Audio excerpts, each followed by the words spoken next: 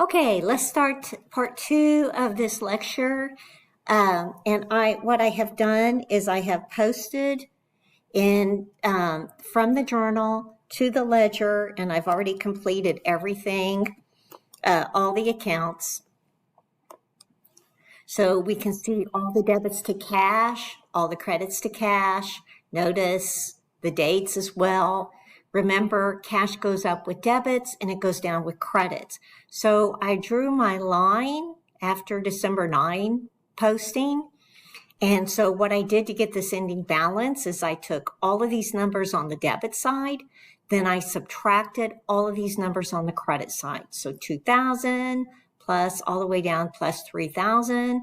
Then I kicked on minus 3,600, minus 1,500, minus this, minus 2,700, and I got an ending positive balance of 1,500.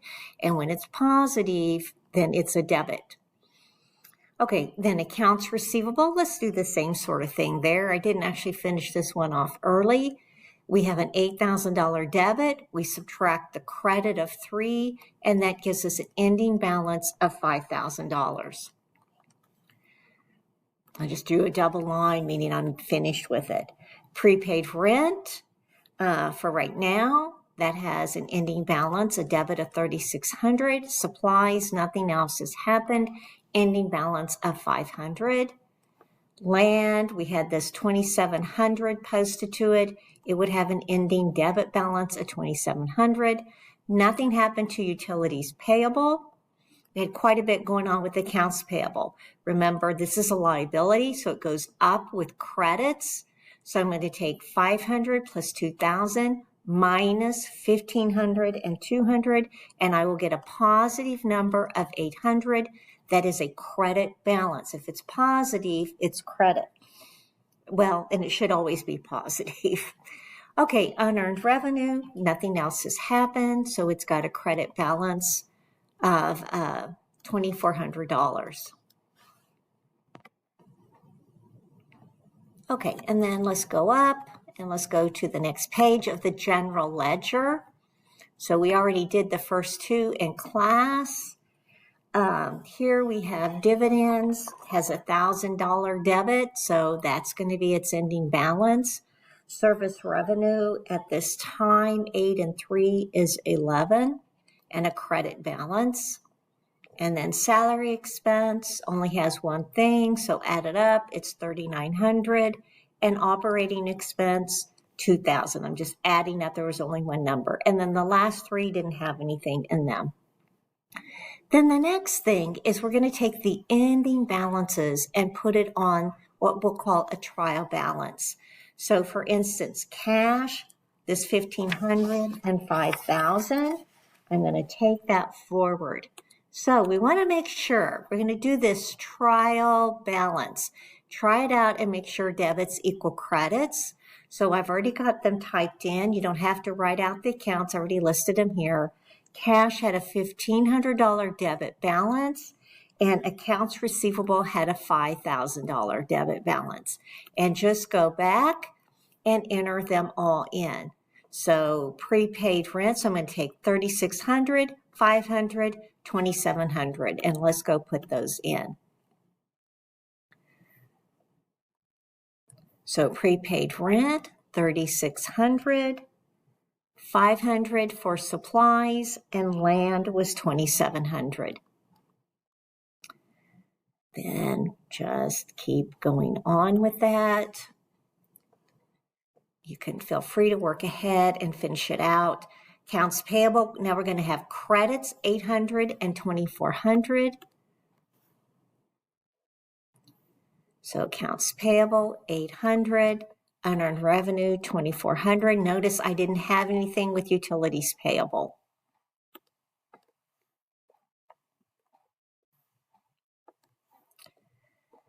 All right, and then note payable, $4,000, 2,000, 0, and then a debit of 1. So credits, 4,000 credit, 2,000 credit, nothing, and a $1,000 debit. So let's go put those over here. So note payable was 4,000. Common stock was a credit of $2,000. There wasn't anything in retained earnings, and then we had a debit for dividends of $1,000. So I'm just taking those ending balances. Revenue, a credit of $11,000, and then I have these two debits, $3,900 and $2,000. So service revenue,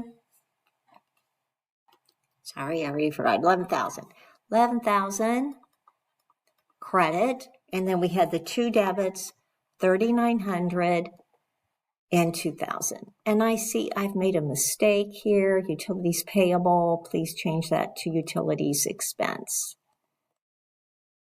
Probably there was an autofill. Okay, now we want to make sure our debits equal our credits. So I'm going to add up this whole column, 1,500, all of these add them up, plus 1,000, plus 3,900, plus 2,000, and I'm going to get a total of 20,200. And then I'm going to do the same thing with the credit column, 800 plus all of those, add up all the credits, and I also get 20,200. So yay, we're in balance. We're very happy. That kind of gives a sense we probably didn't make a mistake. Okay, now the next thing we want to look at is adjusting entries. And we talked about this in chapter 2. Time will have gone by, and adjusting entries are about revenues and expenses. So let's go back to our notes.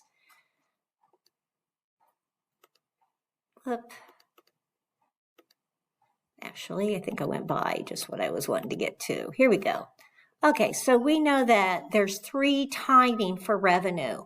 Cash can come in when we provide the goods and services, right? We might get cash first.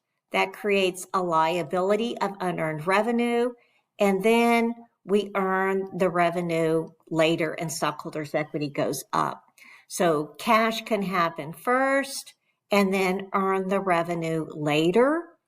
Or we might earn the revenue first, that creates, right, an account receivable, and then collect our cash. Cash comes in later.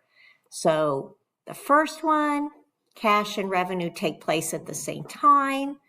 Number 2, cash came in first and then the revenue. In the meantime, that created this liability, unearned revenue, that went up and then down. And then the last one, revenue happens first, then cash is collected. So revenue happens first, then cash is collected, and that creates this accounts receivable and asset. Okay, so when we do have the unearned revenue, right, time will go by, and we often will need an adjusting journal entry because we get the cash first, time will go by, it might be the end of the year, and we need to make an adjusting entry to record that revenue. And then sometimes we'll have an adjusting entry because we might sell something, have revenue at the year end, and we need to make an adjusting entry for it as well. And then expenses, the same thing. And you may want to go back to your chapter 2 notes. We did the same sort of thing there, except I didn't show it with debits and credits.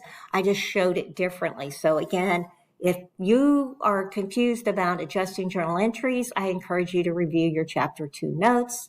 And I'm hoping by doing it again here in chapter 3 that this will be helpful. Okay, so in chapter 3, the expense can take, I don't want to use red. The expense can take place, right? We can have an expense go up at the same time that we pay the cash. So those happen at the same time.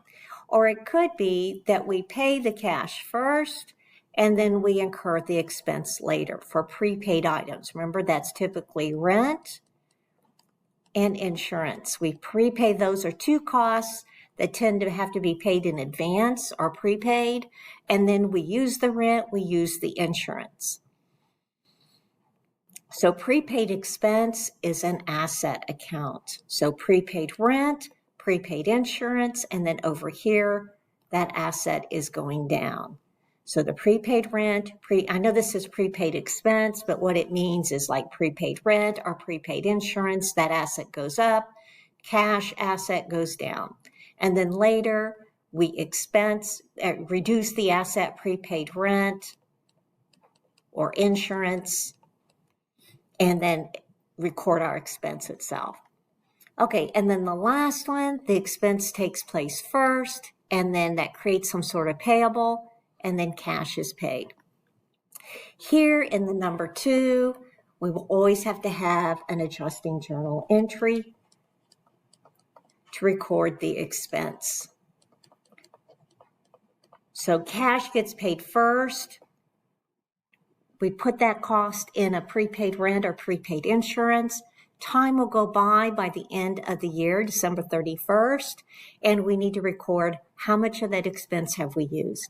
All right, let's go do this in our problem. Oh, first off, I want us to look and also see, now that we know accounts, we can kind of get an idea. Prepaid rent, there again, cash is paid in advance. Time will go by. We're going to need to record the using up of some of that rent. Supplies, this is what we bought. We will have used some of that by year end, so we need to make an adjusting journal entry for it. And lastly, this unearned revenue, cash is received in advance. We haven't delivered the services yet. We owe the services. Time has gone by since that happened, and we need to make an adjusting journal entry for that. Okay, so let's go back and look at the information for our adjusting journal entries. So we're going to go back to the problem. The first one is just an accrued item. So received a utility bill that we haven't paid yet. It is an adjusting entry. Remember, they're at December 31st. So here, the utility bill represents we have used something. So retained earnings is going to go down for utility expense. And we haven't paid it yet. So we have some sort of payable, and I think we're going to put that in utility payable. Nothing happened to assets. So our assets, liability, stockholders' equity will look like this. Retained earnings eventually will go down for utility expense. We have utility payable going up.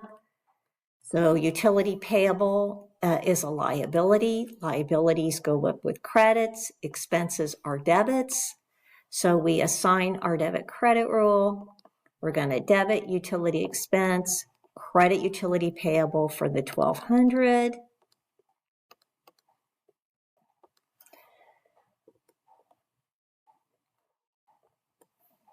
So we have utilities expense. Again, that causes retained earnings or stockholders' equity to go down. And we have utilities payable, which is a liability going up. And that was for $1,200.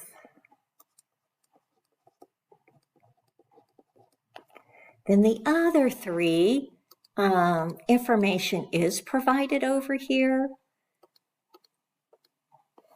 It has to do with the rent and supplies. Excuse me, I'm in the wrong place.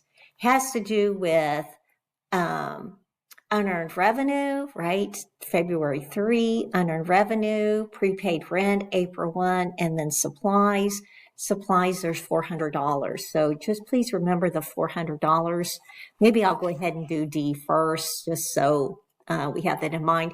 And then the other two.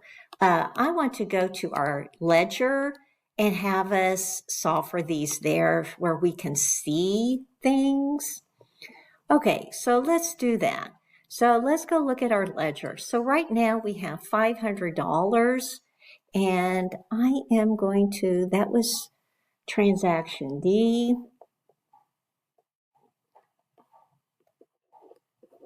So transaction D, $400 are left. So that tells me we want the balance to be $400 here.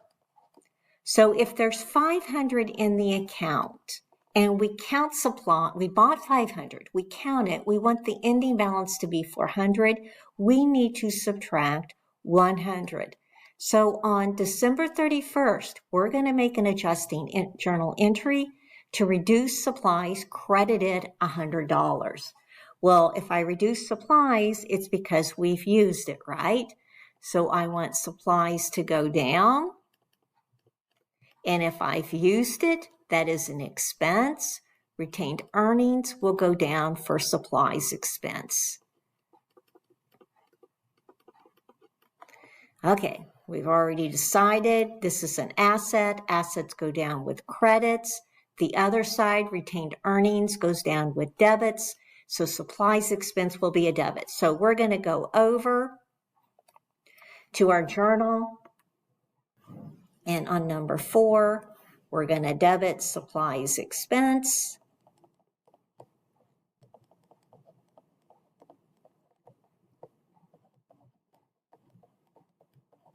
And credit supplies, which is an asset. $100. Okay, so I have that. We've already posted part of it. Let's go post the other piece. We have that one, and let's go over to supplies expense, and we will post that credit of $100, $12.31. Oh, sorry, my bad. Oop.